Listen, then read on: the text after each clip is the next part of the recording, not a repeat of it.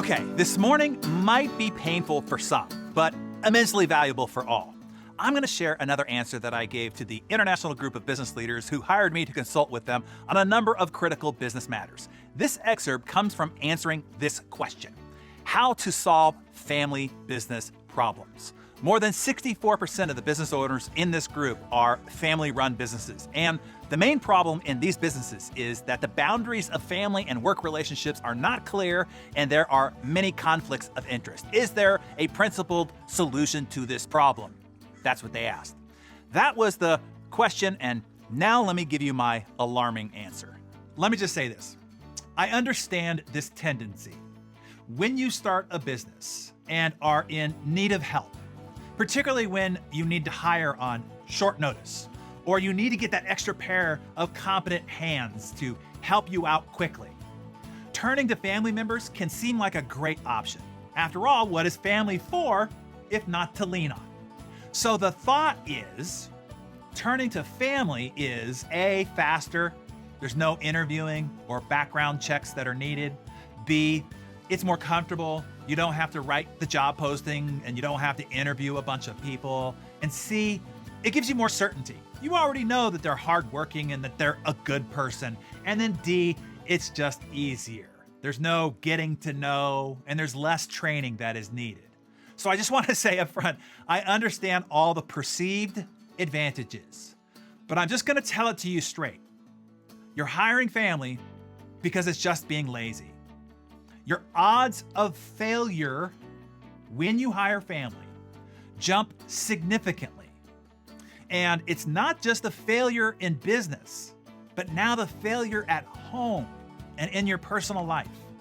I know the majority of your country's small businesses are these family businesses, and I'm only giving you my opinion on this because today that is what you are asking for. So that is what I am giving you.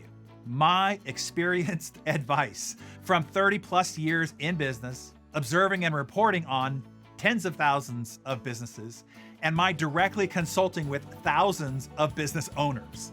And it is not just my opinion.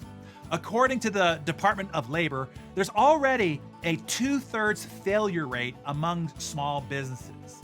Now add on top of that there's a 70% failure rate in family businesses due to specifically the relationship issues with family members. And this is according to a comprehensive Harvard Business Review study. So yes, I know that there are certainly exceptions to the rule, and some people and some families figure this out. But remember that those are exceptions, as in still very, very bad probability of success. And if you ask any veteran and any experienced business leader or investor or venture capitalists, if you should get in business with or hire family members, I guarantee you 9 out of 10 will give you a, oh, hell no on that. If they've been around long enough, they have seen the horrors of what happens. And look, listen, I had to learn this myself the hard way, more than once. I just only wish somebody had the courage to strongly advise me on this much sooner in my entrepreneurial journey. It would have saved me millions of dollars and many relationships. You see, when I was 20 years old, I invested $100,000 into my dad's real estate business. And then we started working together in the business. Now you have to understand, my dad was my best friend. My dad was the most important person in my life up to that time. Our business relationship ended with us nearly in a fist fight in his kitchen, and me having to leave and start a rival competitive company. And the two of us didn't even speak with each other for over 6 months, over several holidays and birthdays, which I have to tell you broke my heart. Now, we finally repaired our personal relationship, but we never did business together again. And when I started my current company, Darren Hardy LLC, my wife was involved in setting up all of our events and managing all of our finances. She is an interior designer, so she has great design and great hosting talents. And she was somebody that I could trust with our finances. Beyond the other issues that I will get to here in a second, one of the worst outcomes of that is it severely damaged our personal relationship. Here's why. It created what I call relationship blur.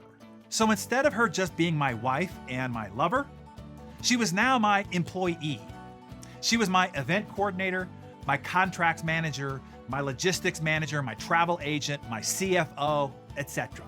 And because she was all of those things now, she was no longer able to be my wife and lover. All her roles now just blended together. And all those roles bled into all of our conversations and into every area of our life. Because if there was any hard conversations or unmet expectations or difficult decisions or disagreements that went on during the day in any of those roles, it most certainly carried over to the dinner table, or it was taken to bed, or it was there waiting for us with our morning coffee. It occupied our date nights, it occupied the weekends, it occupied our vacations. So even if you try to restrict conversations about work during personal time, the emotion, the psychological impact of those interactions carry over, like it or not.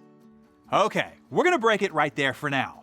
So, has anybody had similar experiences to what I described? Do any of you have a spouse who works or operates inside your business?